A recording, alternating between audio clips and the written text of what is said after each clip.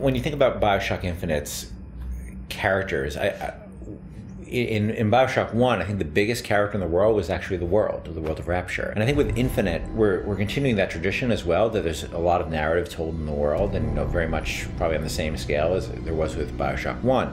But we also saw an opportunity to bring the dynamic element of the storytelling to the characters. And our challenge of course, is that we don't have a very presentational medium. I mean, you think about storytelling in a lot of games, you're thinking about going to a cutscene or being locked into place, and that's not something we really like to do.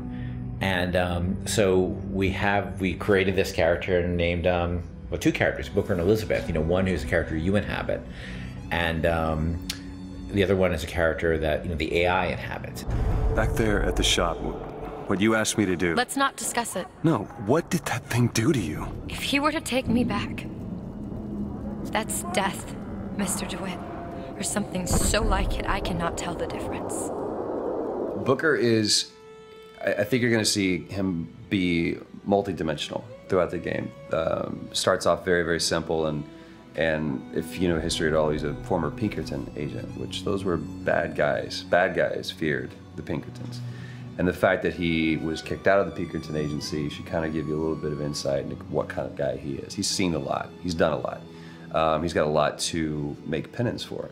And when he's presented this opportunity, which at first is just a job to him, of getting Elizabeth out of her gilded cage and taking her from point A to point B, that's where I think his journey starts, not just in a literal sense, but more of a metaphorical sense as well.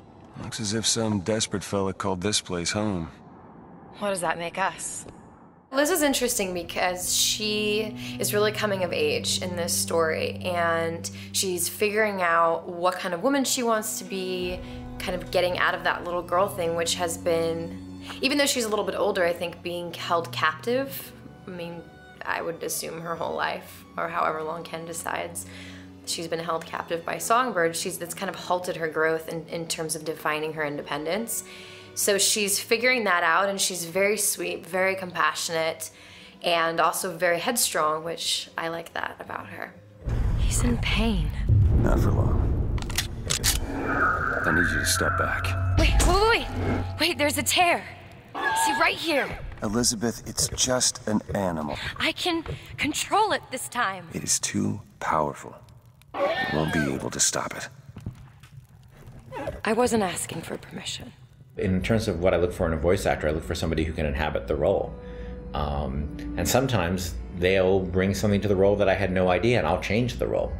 With both of them, I think I saw people who sort of inhabited the basics of what I saw in the character, but they were also very good at taking direction. They're very good at responding to feedback, and that's what I mean more. It's less direction and more feedback, because a lot of times I don't even know what I want, and I'm just sort of saying, let's try in this area, and they're very open to that, and they're really generous in the process, and that's been incredibly helpful.